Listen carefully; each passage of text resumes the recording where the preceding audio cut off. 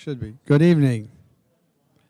It's nice to see all of you here for what I know is going to be a wonderful talk given by Ragan Sutterfield, who's sitting right over there, standing right over there. We have two of his books that will be for sale at a special price. We're not even going to advertise it what it is, but if you ask at the table what it is and have cash, we don't have credit card service, but you can buy the book and he'll sign it for you. Ragan Sutterfield, he just told me he's from Little Rock. He went to school in some little town, and I don't know what it is. So he's from Little Rock. He's the author of Wendellberry and The Given Life, which is back there. And This Is My Body from Obesity to Iron Man. That's also back there. He also serves as a priest at Christ Church in Little Rock. He's a graduate of Virginia Theological Seminary and holds a Master of Divinity, and is a really nice guy. So, Ragan Sutterfield.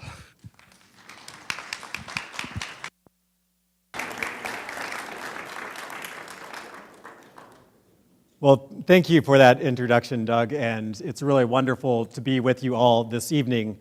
What I hope to offer tonight is a constructive provocation, something that I hope will get you thinking, maybe sometimes stir some emotions, but will ultimately lead towards a constructive conversation that I hope we will have at the end of this. And I am a writer, so I'm most comfortable with a written text, and so that's what I'm going to be using. A couple of years ago, I walked along the boardwalk of the Ding Darling National Wildlife Refuge. It is a place raucous with life and color. Tree crabs scurrying among the mangrove trees, roseate spoonbills wading in brackish marshes, clapperrels creeping among the reeds. If you wanted to see the varied life of the given world, the mixing of ocean and land and the complex ecosystems that burst from that edge, then Ding Darling would be a good choice. But the life that the refuge hosts may not remain for long. My great-grandchildren will likely encounter a different scene, far starker, and they will probably do it by boat. Already, trees once green are now brown, their roots soaked in salt at levels to which they are ill-adapted. Their desiccated limbs are only the beginning of a wider death, spreading across the coast. The sea is rising, and by century's end, it could reach 6 feet above current levels. 3 feet is the standard for architects now working on the coast in Florida. And this sea level rise will cover places like Ding Darling. Death is becoming a common reality for those who pay attention to the natural world. The death of landscapes, of species, of varied, flourishing futures. And those of us who are living in these times must reckon with the reality that we are living in a period of hospice. The dying person here is not the planet itself. Life in some form or other will go on. What is dying is the earth that birthed and fostered our species, the ecologies of abundance from which humans arose and from which we've flourished. This is the period of the planet that we can honestly call Mother Earth, and she is dying, soon to give way to some new being, some planet that is far less nurturing and far less forgiving.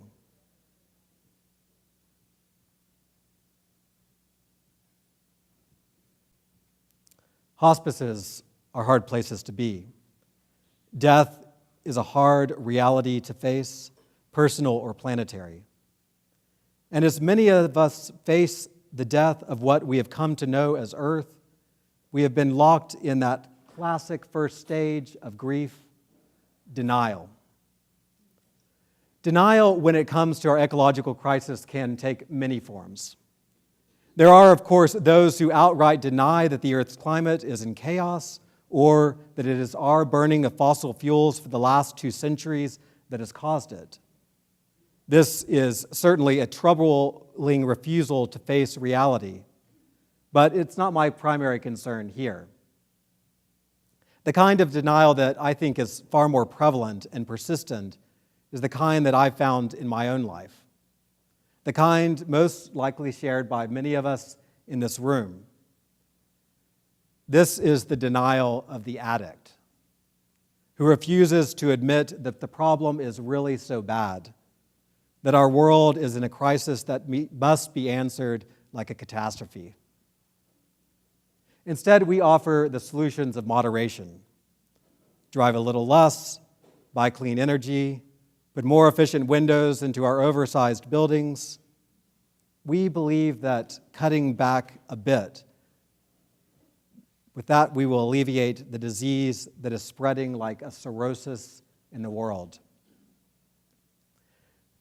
Dale Jamieson, a philosopher who was involved in the Rio Earth Summit and other early efforts to address greenhouse gas emissions, wrote a book about our situation called Reason in a Dark Time. The book's subtitle offers his dire message: why the struggle against climate change failed and what it means for our future. As Jamieson outlines in his book, our chances for meaningful action to halt catastrophic climate change have passed, and all we can hope for now is a future that is a little less dim. Climate change is occurring and is effectively irreversible on timescales that are meaningful to us, he writes. Our failure to prevent or even to respond significantly reflects the impoverishment of our systems of practical reason, the paralysis of our politics, and the limits of our cognitive and affective capacities. We are now locked into climate disaster for the next millennium, with mass extinctions, extreme weather events, and large-scale displacements of people already happening as a direct result of the expanded appetites of human civilization throughout the industrial age. Even if we were to stop our driving, our mining, our burning coal tonight, our world will still be suffering the consequences of our past for many centuries to come. Death and its denial can do strange things to us. It can send us into anger and despair, or it can catapult us into action. But not all action is good action. There is always the temptation of a bargain, and often it is a Faustian one. There are no shortage of these when it comes to climate change. There are serious proposals to send mirrors into space to deflect some of the sun's light from the Earth. Others noting that volcanoes can cause significant cooling when they disperse particulates into the atmosphere, believe that we should create an artificial volcano effect over the planet. The schemes are varied, but the idea is the same. Human technology can solve this problem caused by human technology. This is an approach that the writer Wendell Berry has called the homeopathic delusion, that the damages done by industrialization can be corrected by more industrialization. Homeopathy being the belief that a disease can be cured by more of the disease. The question then is, what are we to do? If we are not to accept the bargain or the promise of technology, if we recognize the death of the earth and her ecosystems that have nurtured and sustained our lives, what if we do not want to simply keep on going as usual? What do we do if we want to take this death seriously and search for a better way to live into whatever future life there will be on the other side of climate chaos and mass extinction? I learned a lesson toward an answer to these questions on a visit to a friend of mine who was dying. She had cancer, a disease that had ebbed and flowed for many years in her life. But now the end was coming and she knew it. Her husband, understandably, was not ready to accept her end. He was busying himself with fighting for a cure, trying to keep her alive just a little bit longer. I sat with her, alone beside her bed. She told me that she was ready to die now, but that the only barrier to that peaceful transition was her husband's insistence on her survival. He wants to take care of me, she said, but I have caretakers. What I need now is a lover. For those of us who live now in the hospice of the earth, wondering what to do in the face of its death, my friend's words offer wisdom. We cannot save the earth. We may be able to save places and habitats and species. We can certainly do good by changing our relationship to the earth from one of extraction to one of cultivation. But we will not keep it from dying, at least in the form in which we have known it. Our task now is to be a lover of the earth into its end. How are we to practice such a love? The answers I found have come by way of bird-watching novelists, fasting saints, and desert mystics. People and communities who have, in various ways, accepted the end of the world as we know it and have found a hopeful path toward what's to come. It was the novelist Jonathan Franzen who first challenged me to abandon a hope pinned to windmills and reflected in solar panels, and to instead move toward action rooted in affection. Franzen is an avid birder, a topic about which he has written frequently for the New Yorker magazine. It was one such essay titled Carbon Capture, in which Franzen unsettled the standard climate change narrative and questioned whether conservation might be losing out to our concerns about CO2. Franzen's problem with the narrative of climate change is that it tends to engage with a problem outside of the scale of human competence and affection, operating on the level of the abstract institution, the government, or the corporation, rather than on the level of the personal or the local. It defies individual resistance, creates big winners and losers, and tends toward global monoculture, he wrote. Under the shadow of vast global problems and vast global remedies, smaller scale actions on behalf of nature can seem similarly meaningless. Franzen admits that for many years he was paralyzed by the overwhelming challenges of the climate crisis. He couldn't drive anywhere or buy anything without guilt and anxiety attending his every move. Franzen felt like a Puritan before the pulpit of an apocalyptic preacher, where he heard the message, "Coming soon, some hellishly overheated tomorrow is Judgment Day. Unless we repent and mend our ways, we'll all be sinners in the hands of an angry earth."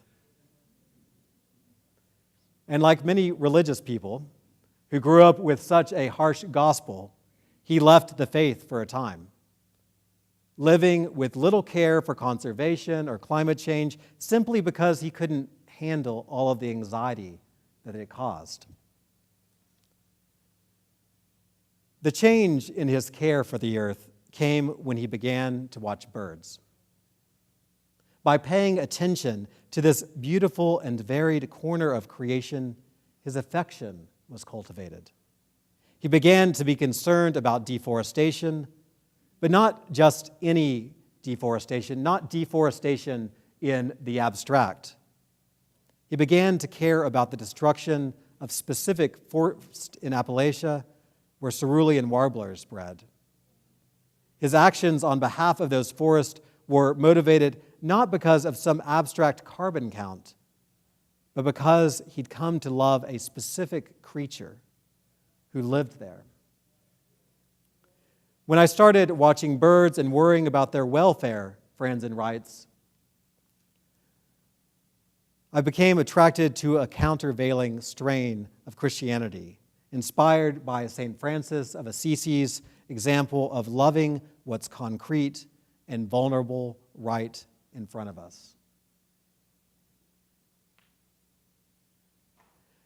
Franzen discovered that the way to live in this world of world-changing time, the end of the world as we know it, is to pay attention to the small and specific and to let our attention lead to affection.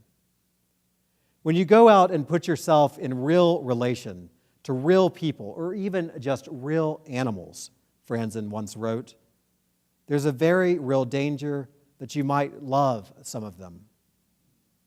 The question for us tonight is how can we begin to cultivate such a real relationship? And the most practical advice I can offer is to find a time and a place and to make them holy. For my family, this time is Friday, and the place is Allsop Park, a small urban woodland in Little Rock. Friday is my day off, and we found that it is the easiest day to defend against outside activity. On Fridays, our television remains in the closet, our laptops are closed and stored away, and the use of our phones is limited. After breakfast and coffee, we pack up a radio flyer wagon and begin the mile-long walk to the park, where we descend into the woods and make our way along a rocky trail to a small stream. It is there that we sit, my girls climbing over a fallen tree or wading in the shallow water. We watch for what is around us. Yesterday, it was a small red-banded hair-streak butterfly that landed near the creek's edge, the first one I've seen this season. We noticed how the sycamores, which we watch all year, had begun to leaf out fully, and in their branches I heard a warbling vireo that had just arrived from its wintering grounds in Latin America. This time each week in this small place in which we are visitors watching the life of creatures unconcerned with human cares is a kind of school in which we learn to recognize what is sacred. As Wendell Berry once wrote, there are no unsacred places. There are only sacred places and desecrated places. If we are to learn to see such holiness, and from that seeing to be drawn into a care for what is both upstream and downstream, then we have to learn to be present. When we are present to a place and we give it our attention, those are the actions we can take, and they have led us into affection upon which we can one day draw when we are called to ferocious love on behalf of the earth. What we are cultivating in those Sabbath times in the woods is a part of that Franciscan strain of Christianity that Franzen called us toward. But there's an aspect of Francis's vision that Franzen fails to mention.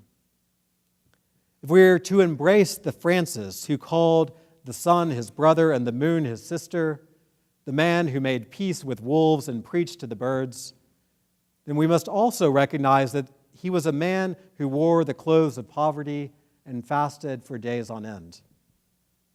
Francis, from the moment he embraced his life of love, dedicated himself to poverty and penance. If we are to follow St. Francis's example of loving what's concrete and vulnerable and right in front of us, then I think we must also embrace a version of the life of penance that accompanied his love. We cannot love the world that is dying without also suffering the loss of sacrifice, without also experiencing some of the pain of conversion. We must find the line of enough and live toward it. And for most of us in the affluent world of industrialism, the letting go required to reach enough will be a penitential journey. Pope Francis, who took this saint as the figure who would guide his papacy, wrote of Saint Francis in his brilliant encyclical Laudato Si. In calling to mind the figure of Saint Francis, he writes, we come to realize that a healthy relationship with creation is one dimension of overall personal conversion, which entails the recognition of our errors, sins, faults, and failures, and leads to the heartfelt repentance and desire to change. This conversion is essential if we are to love the world.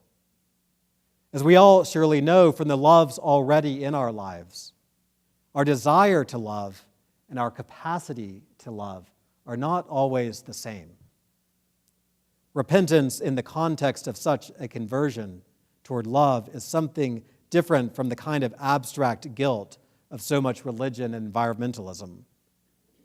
It is rather a way of living that helps us pay attention to the world and to get beyond our own egos, our own selfish desires, and to look instead at how we might begin to live toward the flourishing of other lives rather than perpetuating their damage.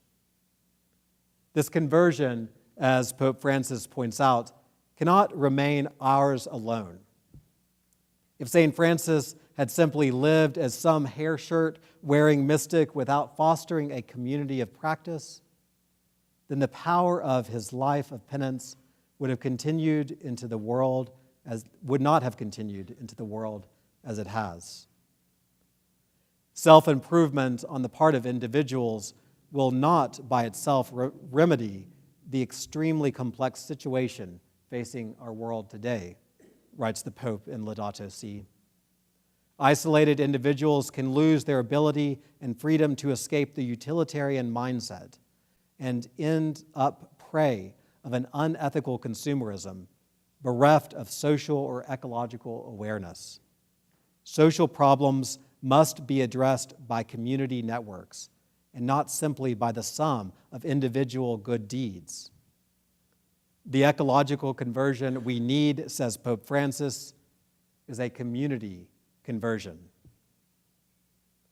This community conversion is necessary because in reality, we are all connected in a common communion of being. We are not disconnected from the rest of creatures, he writes, but joined in a splendid universal communion.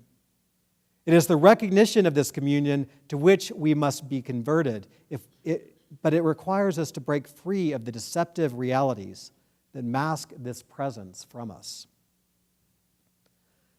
I must admit that while I recognize the need for penance, I'm not very good at it. Conversion into the communion of all creatures is a hard path for those of us who are accustomed to the comforts of an individualistic consumerism. There is, however, one aspect of my life that has felt like a kind of penance, on some days more than others, and it's also been a conversion. A hard thing that has also often led me into joy and pushed me into action on behalf of the community. That thing is bicycling. Several years ago, just after the BP Deepwater Horizon oil spill, I began to be serious about bicycling or walking or riding the bus as my primary mode of day-to-day transportation. It was, especially at the beginning, a hard transition. Suddenly, hills seemed to appear out of nowhere. What had seemed like short distances were now long rides. The circle of stores and activities that I had easily enjoyed with a car were now constricted to a much more manageable radius of around 3 miles. My associations also began to change. Up until that point, I had never ridden a city bus in Little Rock, but that was now a basic part of my transportation. And with it, I became familiar with the schedules and absurdities of a system that serves many of Little Rock's poorest residents, but is mostly ignored by those who can afford another option.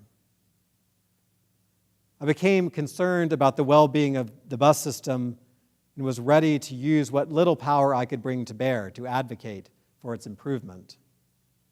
In the same way, I became a part of a bicycle advocacy program in the city, signing petitions for adding bike lanes or slowing traffic, joining vigils for fallen cyclists who were killed by the combination of the reckless speed of cars and the inattention of distracted drivers. What began as a desire to change my relationship with the economy of oil spilled over into so many other aspects of my life, opening me up to realities I'd simply never seen and connecting me to communities of which I was completely unaware. This choice to bike as much as possible rather than to drive eventually dictated such crucial decisions as where I would live and where I would work. It became a central practice, and it was indeed a conversion. Not a perfect one. I still drive far more than the world can really bear, but this conversion has opened me up to a different way, a different reality toward which I have been slowly turning my life. To learn to see this reality, to live into conversion, requires more than acts of penance. Penance helps us turn away and give us a glimmer of a world to which we should be moving. But to move into that world requires a different path. It requires a withdrawal from the fray. When the Roman Empire was beginning its dissolution, men and women went into the desert and sought to be transformed. They sought to be now in their bodies what they would eventually be in the resurrection. They battled against their egos and their addictions through fasting and solitude.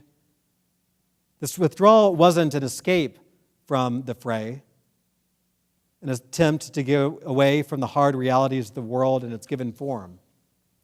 Instead, they left the world as it was manifest in the current arrangements of power. They left those arrangements in order to get in touch with the reality that lives in God all around us, where lilies are clothed and birds are given food in due season. It was an escape for the sake of engagement. They went to the wilderness because it had become impossible to see from within the empire, with its way of controlling the attention of all those within it and catching up everyone and everything within its regimes of truth. The fathers and mothers of the wilderness left for the places beyond the scope of human control to get in touch with a reality that had become obscured by the powers of an economy which relied on illusions and lies.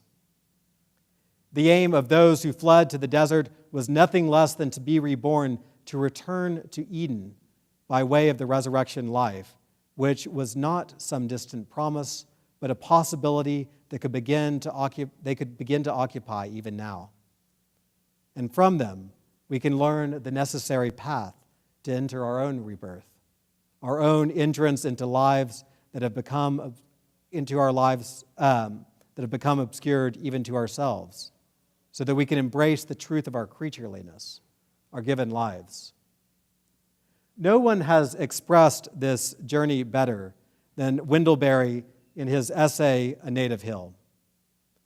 Berry writes, "Until we understand what the land is, we are at odds with everything we touch. And to come to that understanding, it is necessary even now to leave the regions of our conquest, the cleared fields, the towns and cities, the highways, and re-enter the woods. For only there can a man encounter the silence and the darkness of his own absence. Only in this silence and darkness can he recover the sense of the world's longevity, of its ability to thrive without him, of his inferiority to it, and his dependence on it. What Barry describes is the journey of the desert, the way of the wilderness. It is the long-treaded path toward withdrawal that runs from Abraham to Jesus, from the Buddha to Muhammad. We want to learn to live now, becoming lovers of this earth that is dying. We can do nothing better than to withdraw. As the writer Paul Kingsnorth has said, withdraw because refusing to help the machine advance is a deeply moral position. Withdraw because action is not always more effective than inaction. Withdraw to examine your worldview, the cosmology, the paradigm, the assumptions, the direction of travel. All real change starts with withdrawal. In our withdrawal, though, we may begin to notice things. We may begin to see openings for life to start anew from the dying body of the earth. It was resurrection that the desert fathers and mothers sought, and it is resurrection that we can hope for as well. St. Anthony, perhaps the most famous of all the desert fathers, went to the desert wilderness to learn to love and so to embody this resurrection life. In his biography of St. Anthony, Athanasius writes that Anthony came to love the place where he settled in his withdrawal. It was there that Anthony cultivated a garden, planting herbs to offer healing to those who came to visit him. It was there, too, that Anthony made peace with the wild beast. In his withdrawal, then, St. Anthony began to establish this new Eden, which became a place of refuge for many. His pattern is one that should guide our own escape. I've been to the streets of New York City, marching past the UN with tens of thousands of people to demand action on climate change. I've organized and been a part of conferences. I've written books and articles. I still participate in some of these things. But now my attention is focused more and more on my neighborhood, my home, and my watershed. Around my home, I'm planting trees on our small urban lot. In a few years, I hope that it will be a landscape rich in biodiversity, a place that will offer enough habitat for a few small creatures to flourish. To focus my attention here may feel like a kind of defeatism, when I could be using my time and energy to push for large-scale change. But in the example of Anthony, I am hopeful that it is here, in stepping away from the empire in order to be in this wilderness, that I will learn to see the places where resurrection life can take hold for this dying world. There, perhaps, the rock will fall that will cause the ripple. The world as we know it is passing away, as it has passed away in other times. The problem now is that this crisis is of our own making, a destruction wrought over centuries and perpetuated now so that we can have our iPhones in our pockets and Facebook on our screens and fill our storage buildings with things we never needed. For this reason, the earth is in the midst of mass extinction and catastrophic climate change. It's hard to be happy in the face of all this. It's hard to feel fine with such an ending.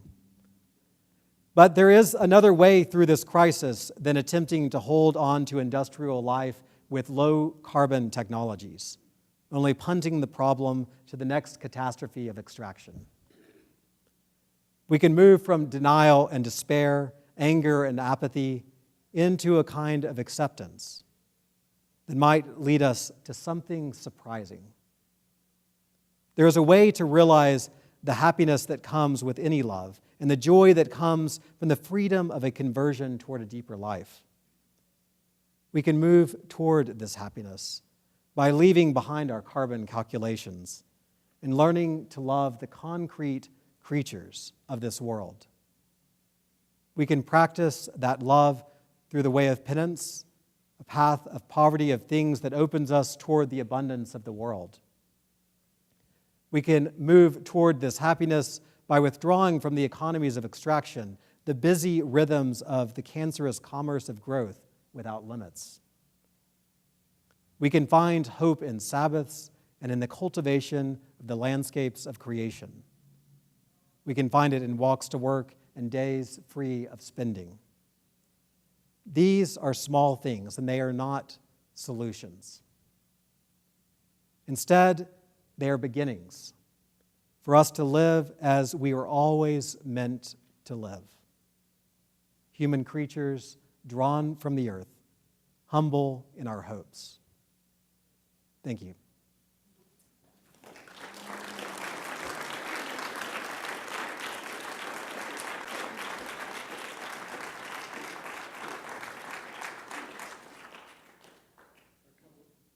Don, there are a couple of ways you can hear more from him. I'm going to allow you to ask some questions, but tomorrow in this place at 10 o'clock, he will be speaking again. And then tomorrow at 11 o'clock and 8:45, he'll be preaching in our service. So come to church.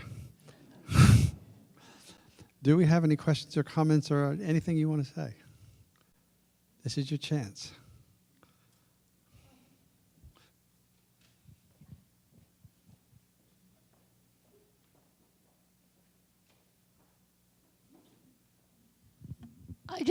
Pardon me, I just wonder how you talk to your daughters about this issue.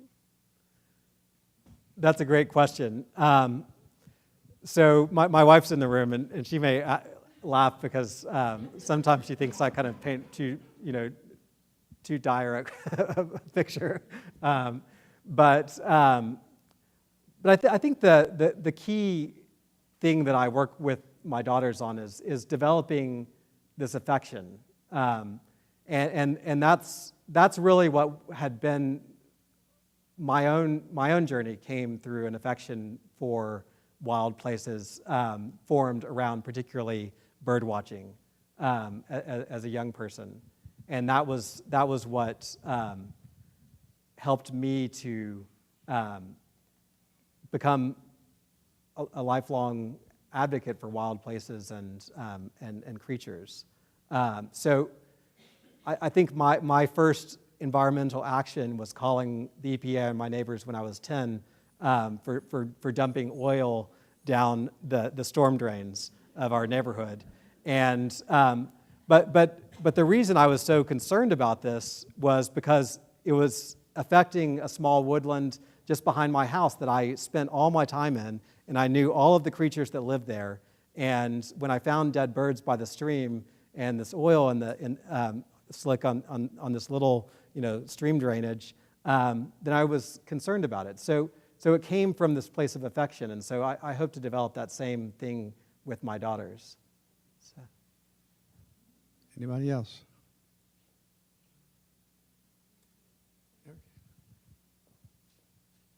We live in a culture of growth as success. So how do we redefine living in success without falling into growth? That's a wonderful question, and you may note a couple of places I talked about flourishing, and I think that is really the best definition of what we should aim for, because we all know that biologically growth without limits is problematic, and so but what I seek if I'm trying to cultivate a tree or if I'm trying to cultivate something in the garden is not its endless growth, but the fullness of its flourishing, and so I think that should be our aim. And so then Of course, the question comes, what is flourishing? And that's a complex question. But one that I think we have to wrestle with in our communities. But I think that if we cannot be healthy as human beings without also contributing and being in our health being in balance with the health of the ecosystems upon which we ultimately depend, then we're not flourishing. So I can answer it in the negative. Anybody else? I'll be right back.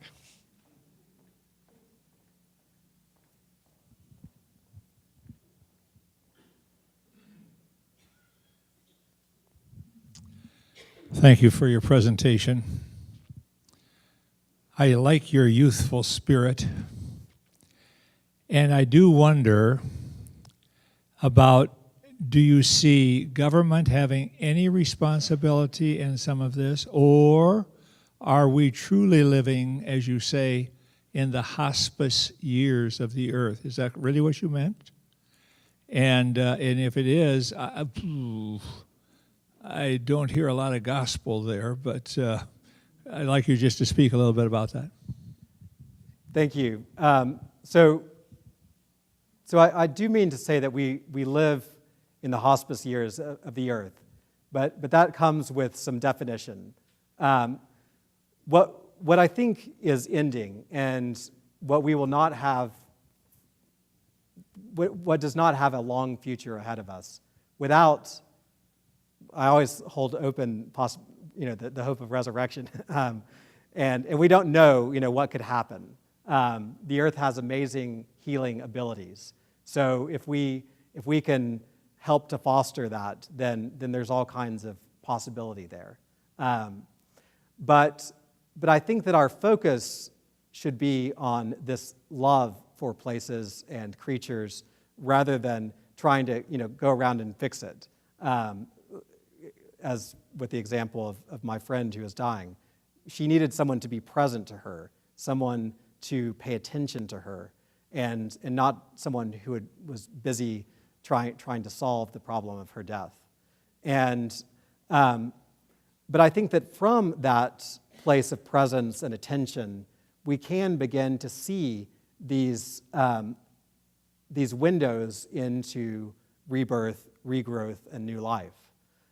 So this disappeared from up here, but the last picture that I had up here was a picture of a kind of fern called a resurrection fern, which I love because they're normally these they grow on oak trees often, and they look like they're all dead, and then when the rain comes, they spring into life, and so we can't assume that just because it looks dead that it is dead, and so I do hold some hope in that. Now, in the question of, do large policy changes need to happen, and do governments have a role? Absolutely, yes. But I don't think that we should pin all of our hopes on that. Like Dale Jameson, his book is really excellent, Reason in a Dark Time. He was party to all of these early discussions that were happening in the 80s and the 90s, where really the timing was right. Something could have been done. But the fact is that there have to be significant changes to our economies of growth, and most governments are not willing to do that because they're locked into the election cycle. So that sort of action was bypassed. Now governments are having to, in many times in places, deal with more of these consequences, and there's more discussion now within policy among policymakers about resilience and how do we survive some of these coming catastrophes. And I think we still need to make moves, and we still can make the problem a little less worse, a little less bad than it could be. But I do think that we've already made decisions that have locked us into some very significant changes to the kind of ecosystems and the kind of life from which our species evolved, and that we have come to see as our as what life on Earth means. So Bill McKibben has a book called Earth, like, with an extra A in there, and because it's subtitled Life on a New Strange Planet. And I think that's the right way to start thinking. Is it's not to say that none of the things that are in this current iteration of Earth will survive. Much of what we have come to know will continue, but it won't continue in the same kind of diversity and the same kind of flourishing that we've known in our past. Thank you very much. I'm going to cut it off now because it's getting late, but he'll be back. 10 o'clock in the morning here, and then at 11 and 8:45 in the church, we're going to hear some more. And the man's got a lot to say. Thank you very much for being here. Thank you.